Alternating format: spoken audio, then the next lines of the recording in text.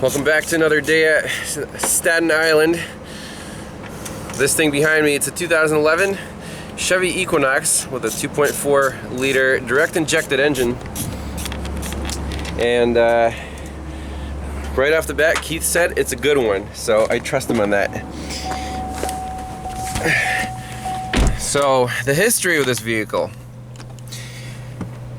it has had this stalling under, when you're trying to accelerate under load issue for a long time. It has been to the dealer. Keith said that they replaced a high pressure pump, replaced a low pressure pump, replaced all 4 injectors, replaced the computer 2 times. Now it has the original one back in. So they have tried everything under the sun to try to cure this problem, and it still acts up.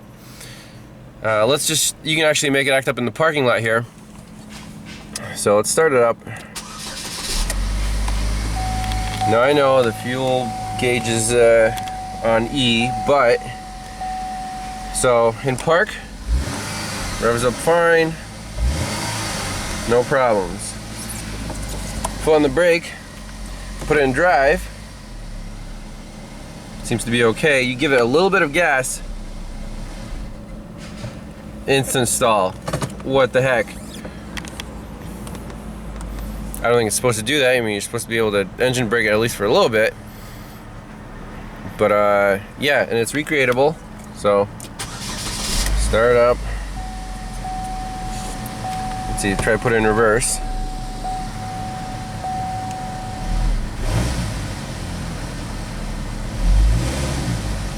Well, that time it didn't stall. Okay.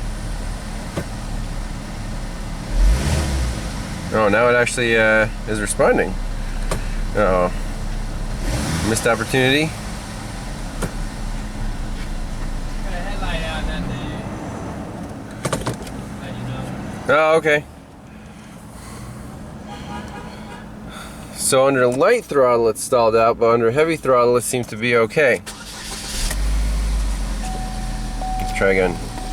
Put it in drive.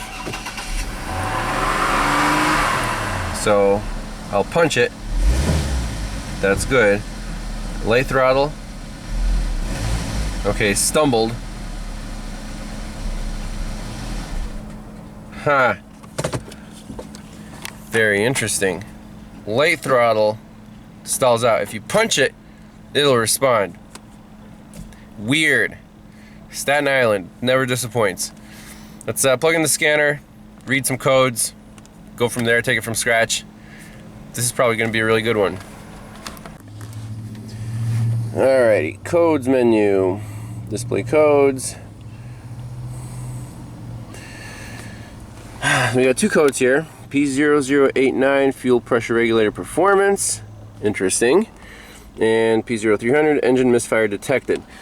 Now this car has been sitting here for months, and when I first started it was definitely a little shaky, and then it cleared up. So the misfire, okay, I mean, not really concerned about that right now, but the stalling is still occurring. Fuel pressure regulator performance, P0089. So, okay. Now, again, they did replace parts, and this fuel pressure regulator on a direct injected engine is actually part of the high pressure pump. So, let's just take a quick peek in the troubleshooter to get kind of a a baseline, how the system operates, what it's looking for, what the code criteria is all about. Alright, let's get the glare out of here. How about there? So, there's a fuel rail pressure sensor that detects the high pressure fuel. There's also a sensor on the line between the low pressure in-tank pump and the high pressure pump. So that's all on scan data. We can look at that. ECM receives a varying signal voltage. The high pressure fuel is regulated by this fuel pump actuator. Okay, fine. It's part of the high pressure fuel pump. And it's ground and power side switch, so both wires go to the ECM.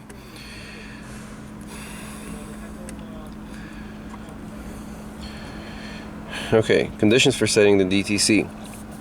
High pressure fuel pump actuator command is greater than or equal to 240 or less than or equal to 0 degrees. So that is key. So we're going to take a look at that data PID. Condition exists for greater than 5 seconds. And then a whole bunch of possible causes for this code. You can read those, pause the screen. So even crank and camshaft problems can cause this, but we don't have any codes for that. So injectors. So I think basically the dealership just went down the line and replaced all the parts that could have caused this problem and didn't get anywhere. So this is neat. With the scanner we can watch fuel rail pressure. It should be in this range at idle. And we can actually increase and decrease pressure with the scanner, which is awesome. And monitor the monitor the sensor, the response. And right now, this is actually live data right here. See, command is 103 degrees.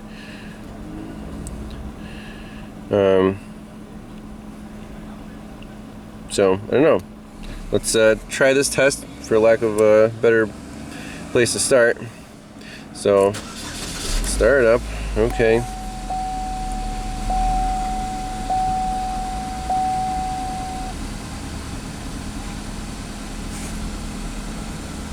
Now let's customize the data list.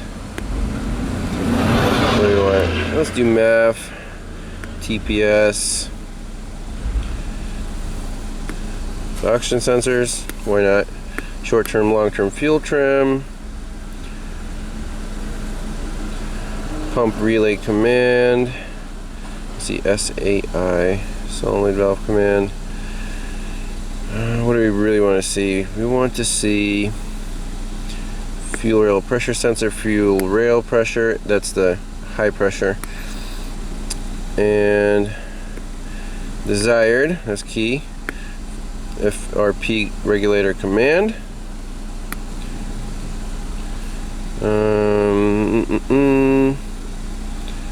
That looks like a pretty good data list to me. Alright, there's desired. There's let's see here, actual. So desired and actual, focus on those, start the test. So that seems to work just fine.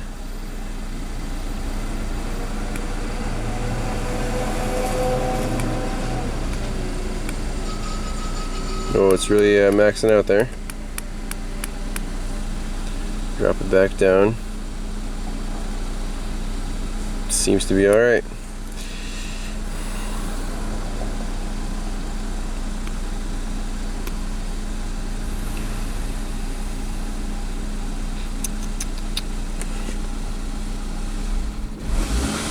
So I just gave it a little blip of throttle and it almost stalled out. And our pressures did not change. Jeez, it really doesn't want to rev up. This is actually really neat.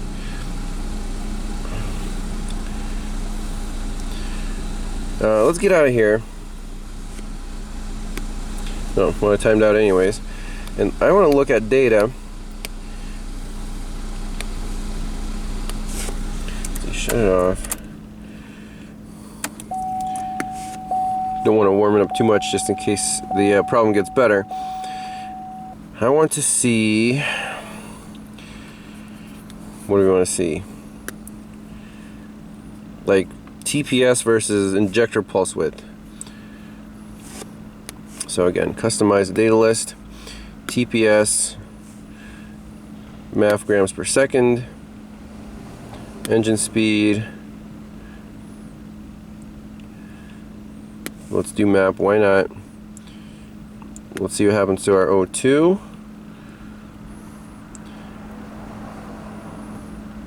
And fuel rail pressure, that's important and desired.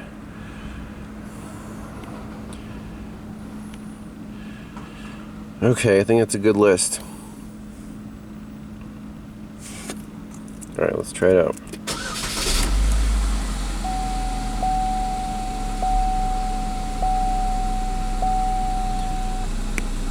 Let's see what happens to our fuel pressure when the stalling happens. Here are the RPMs.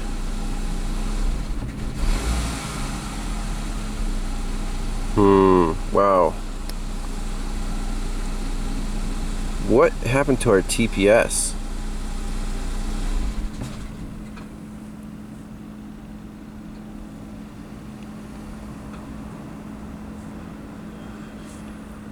Save that just in case.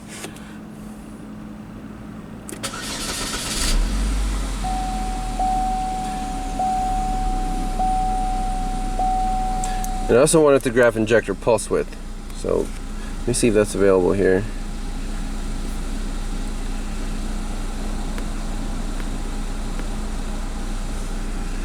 It's not. Let me find another data list. Alright, in this list, in the fuel trim list, let's see what happens. It's the engine speed, mass airflow, accelerator, and TPS. And then, what else do we want to see? Let's do map. Like a baseline. So I think there's nothing wrong with the fuel pressure. But there's something wrong with the actual injector command.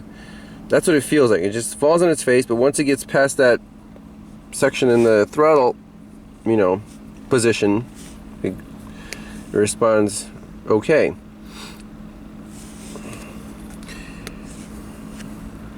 Injector duty cycle, okay.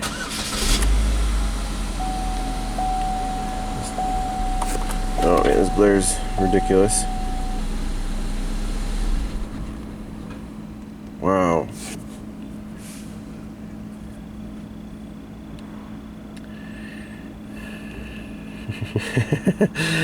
This is fun. What the heck happened? Let's see, stop it. There's our map, that's fine. Engine RPMs. That's when it's stalled out. Accelerator pedal position. That's when I, press the gas a little bit. The TPS.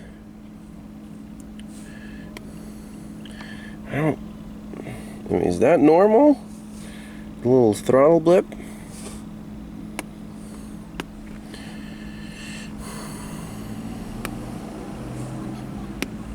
Let's see, clear the data.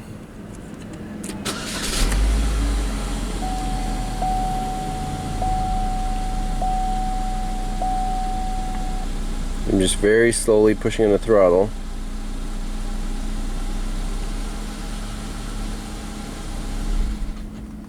Wow, it totally just shut off instantly. As soon as, well, let's see what the value is right here. You can play it back. I only got to 1% APP. This is really, really awesome. Engine shut off right there. What happened? What happened here? It's like nothing out of the ordinary. I don't know. I'm just gonna play around with the scanner a little bit. See, I'm not seeing anything weird right now. All right, how about this? Could it be a dirty throttle body? Our TPS right now is at 30%.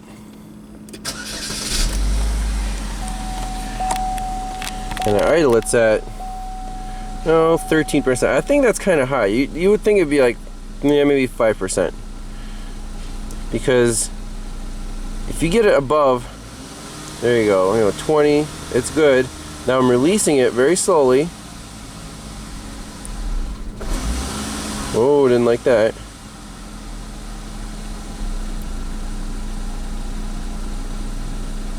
It's happy at 12.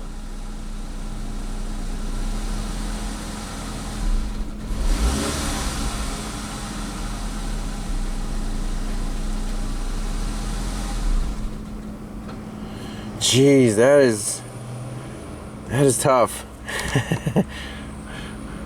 Oh, I don't know.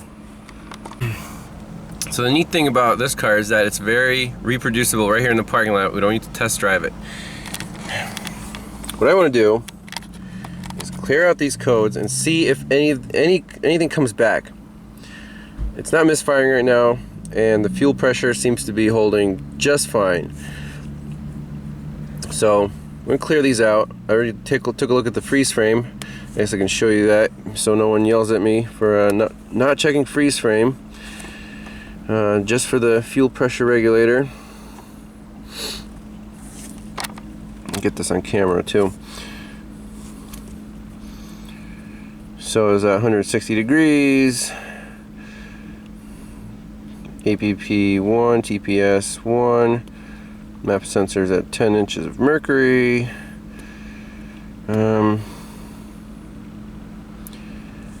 Too bad it doesn't actually record fuel pressure in the freeze frame data, but TPS is 21%, TPS 2 is at 21%. Let's see, what's interesting, TPS 1 is at 8%. Long-term fuel trim. Well, if you guys see anything here that it starts screaming at your screen, put it down in the comments.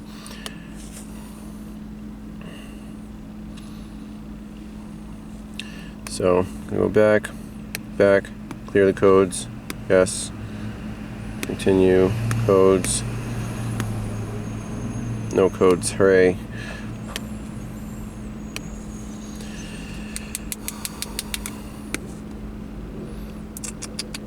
What else do we want to look at? Ignition.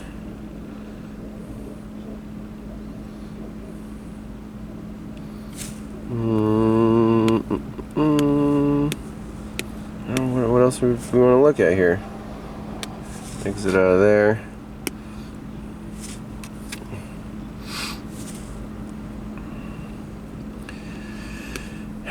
This is not setting any codes for throttle body.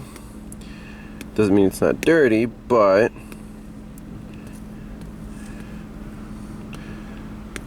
yeah,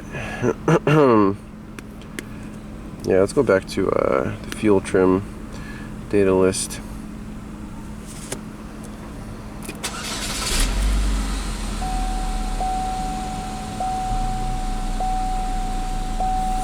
See what happens to our mass airflow.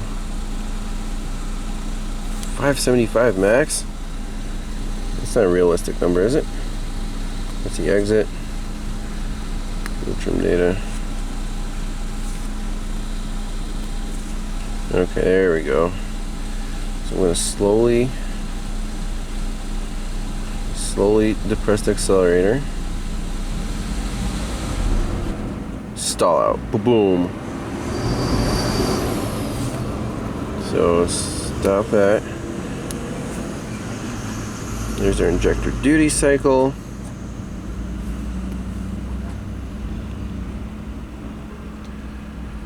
Map. I don't see anything out of the ordinary. This is crazy. Something's dropping out. What are we losing? Fuel or spark?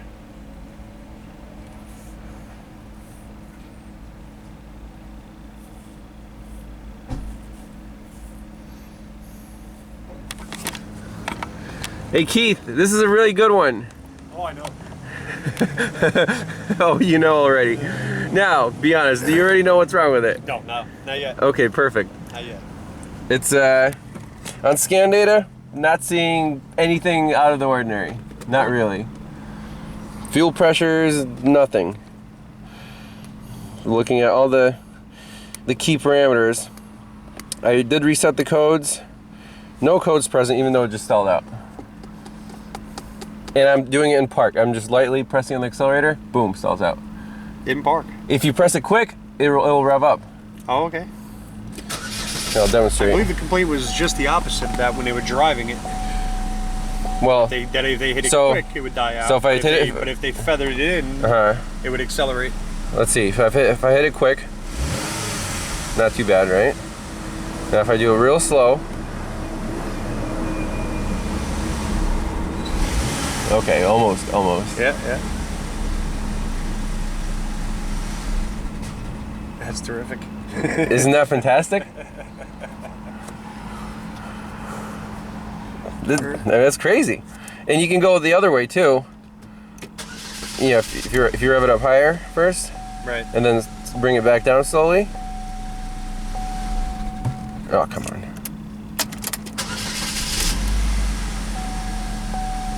Let's see. So rev it up and slowly bring it back down.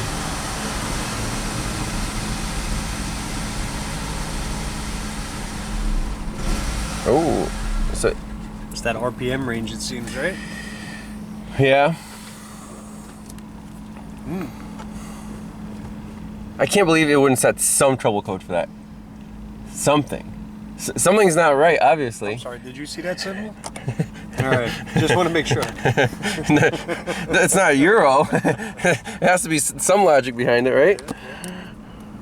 So, let's see. Just check for codes once again. I have to turn the camera off and just brainstorm. All right, so here's the game plan. I want to find out what are we missing? Is it fuel? Is it spark? Or is it timing? Quickest way to verify all of that at once, hook up our picoscope. In cylinder pressure transducer, cylinder number 4, easy to get to. So we'll see, TDC on the compression stroke. Channel 2 is on the control wire for coil number 4, and the spark plug is in, and it'll just keep sparking against the cylinder head there. No big deal. Channel 3 is on the injector number 4 control wire. No, actually there are 2 control wires. It's ground and power side switched. I'll show you on the wiring diagram where we're connected. So this light blue wire and then fuel injector number 4 is the easiest to get to. So whenever, I guess, we'll see the activity on there in any case, and that should be somewhere during the compression stroke, I'm guessing. And for the ignition coil number 4, dark green and white wire, that's our control from the PCM. Okay? So we're gonna start it up, make it act up, see if the timing's off, see if anything drops out. Hopefully, we'll see something. So let's get inside the car and try the test. All right, we have our 3 channels rolling. The blue trace is cylinder pressure. You see from 0 to 200 psi. That's my custom scale for the homemade pressure transducer. Channel 2 is the coil control. It should just be like a little square wave, square pulse. And then channel 3 is the injector. I'm not exactly sure what we'll see in the injector, but we should see something. So let's start up and see if we have all the signals. Sweet. Let's make it act up.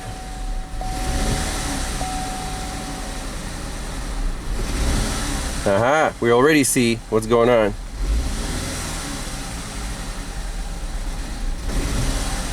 You see that?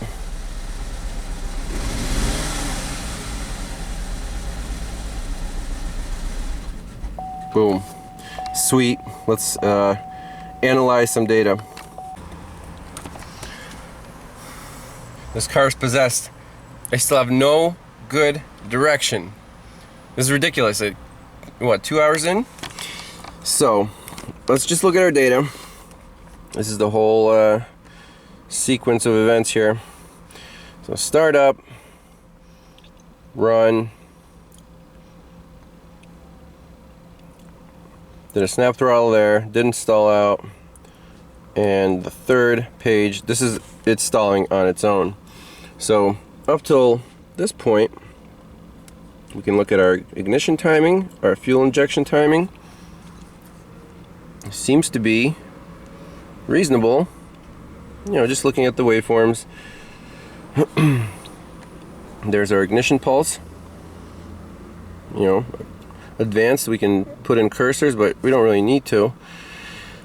And our fuel injection occurs surprisingly, right before the intake stroke. I thought direct injected engines fire in the compression stroke, but I guess this system, you know, does it kind of almost like a port injection system, but it sprays it directly into the cylinder. But anyways, what happens when it stalls out? What drops out? All the way, you know, we don't lose spark, we don't lose pulse, we don't mess up the timing. Everything's still there. Fuel injector pulse, you know, fires exactly the same time, and it keeps on doing it until the vehicle dies.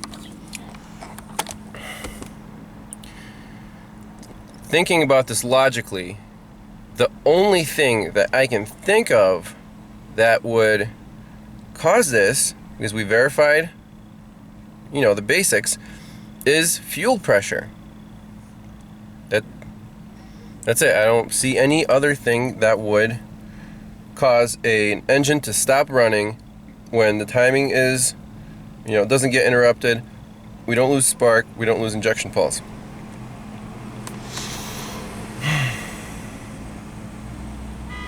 Just bizarre. Completely bizarre. I don't even know what to do next here. I was thinking of you know, putting it back together, going for a little test drive, because sometimes a test drive reveals a lot more than you can recreate sitting here in a parking lot. So I almost want to, you know, just an acceleration. Just like, will it accelerate hard throttle? Will it fall on its face? Will it fall on its face when you're gently going? Just play around with it a little bit and go from there.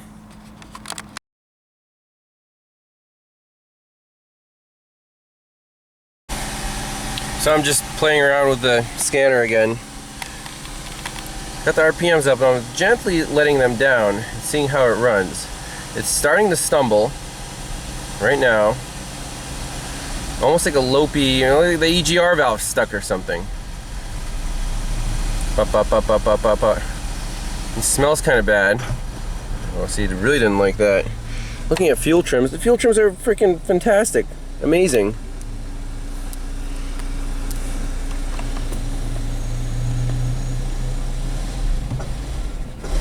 Oh.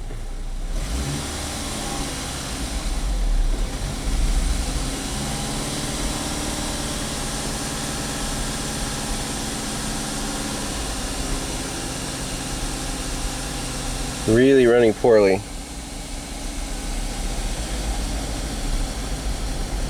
O2 sensor is not really switching. Kind of switching. Why is the short-term fuel trim not responding? Is this thing even in closed loop? That's custom. You guys can't see anything because of the glare. Loop status. Open loop.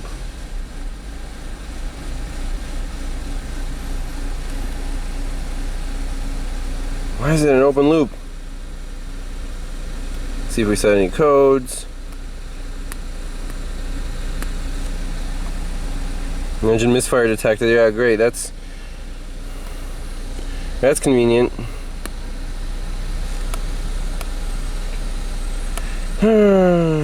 Should be in closed loop already. Alright, closed loop, fuel trim. Look at that. Minus 20, minus 12. This is at idle. Very interesting. Let's get it. I'm gonna raise it up and see if it.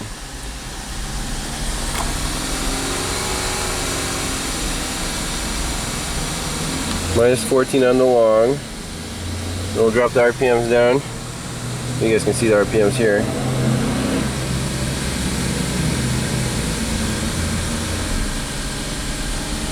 Okay, it's starting to miss. Chug.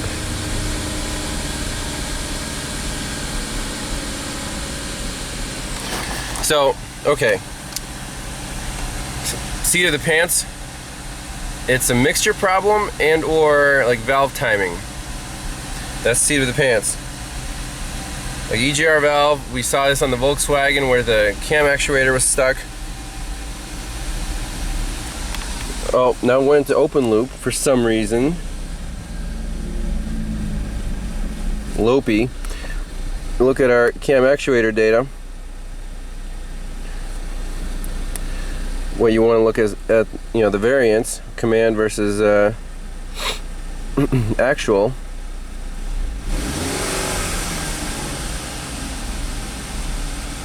You see, you went up like 3. But it's staying at 0, so if we had a discrepancy, whoa.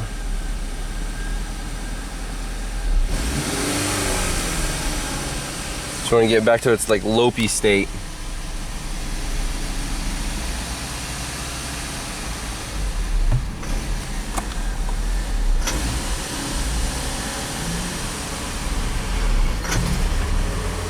It just like freaking falls off a cliff.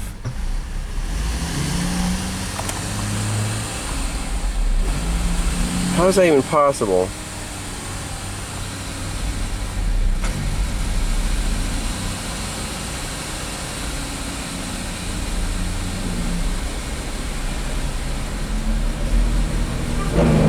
We should be able to see this.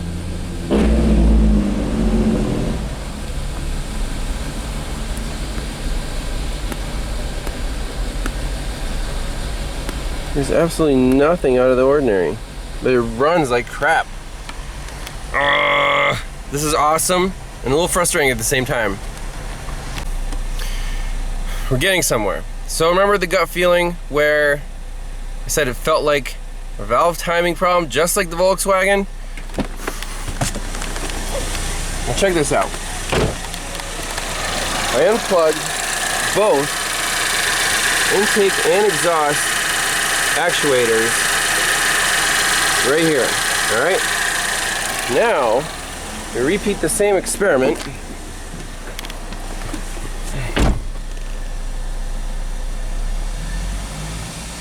Perfect, right? I hold RPM, it is very smooth, no stalling, no bucking, no jerking. Go back to our data. That has to be related. So look at the variance now. Variance, variance.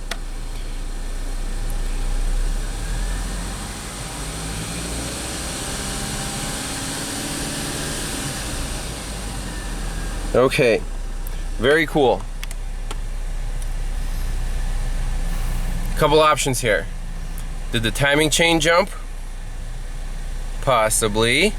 And now if it's a tooth off and we advance or retard too far, it'll fall on its face. And now we disconnected the solenoids. Timing is fixed and it runs halfway decent. I didn't take it for a test drive yet. But this is definitely, at least we have a direction now, which is about time, you know? So I suspect a timing issue on this engine, something to do with the timing chain. Now, how do we verify that? Cam crank with the actuators unplugged, probably a good idea. And we have a known good from the 2010 Equinox. I don't know if this is 2012, so they might have changed something here or there. But I think a cam and crank correlation is the next thing to do here. If you remember on the 2010 Equinox we did at Jim Brown's Automotive in State College, that thing would not set cam and crank correlation codes until it was driven. And so we can't set this in the parking lot. Even if the timing's off right now, we won't get cam crank correlation codes. Bam. We also had that fuel pump pressure performance code because the timing was off. So this kind of matches up. I think this is the same damn symptom. Timing chain has to be off. I'm pretty sure of it. Not by 3 teeth because that thing barely ran. This thing still runs pretty decent. On the pressure transducer waveform, did we see anything weird? Maybe we should just unplug the solenoids and do another pressure transducer waveform. Not a bad idea. But again, if it's off by 1 tooth, it'll be really hard to pick out. So cam and crank is the definitive thing to do here. All right, final little step here. Cam crank correlation. Again, 2 cam sensors, channel 1 intake cam, channel 2 exhaust cam, channel 3 crankshaft position wire that I poked a hole because I was not going to go down there and back probe the CKP. What do we see? Well, first we need a known good, and if you remember from the 2010 Equinox, we pulled up some known good waveforms and they didn't match, but they do match this one. Check this out. This is a picture from online somewhere. I wish I could give the guy credit, but this is a known good with the phasers unplugged. All right. So the blue is the intake, red is the exhaust, the green is our crank. This blue, like downward transition, should occur right in the middle of this crank gap. If we look at our waveform,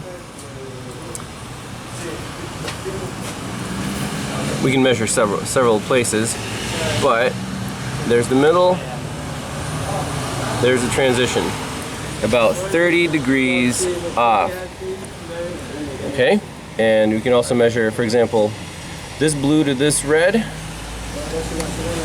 See, they occur about the same time in the known good waveform, but here, this blue to this red is again right around 30 degrees. Awesome. So the red, the exhaust cam is fine. The intake cam is retarded by 30 degrees crankshaft. And again, if we go to like Rock Auto and get a picture of the crank sprocket, it's 23 teeth. So calculator, this is 360 divided by 23. It's about 15 degrees per tooth. So put 2 and 2 together. My final call is the intake camshaft is retarded by 2 teeth. This thing needs a timing chain. Reset the timing, it'll be good to go. Now, Keith told me this car has been to 4 dealerships and they threw major parts at it. No one could figure it out. This took a little time and we had to kind of go back to the gut feeling. Pressure transducer didn't look too bad, like you know, that 2010 we did. You could tell by cranking that it had no, well, like basically no compression. That was 3 teeth off. This is 2 teeth off. Not bad, but this is definitely the way to verify it. So that's it. We're done. Thanks a lot for watching. See you next time. Bye-bye.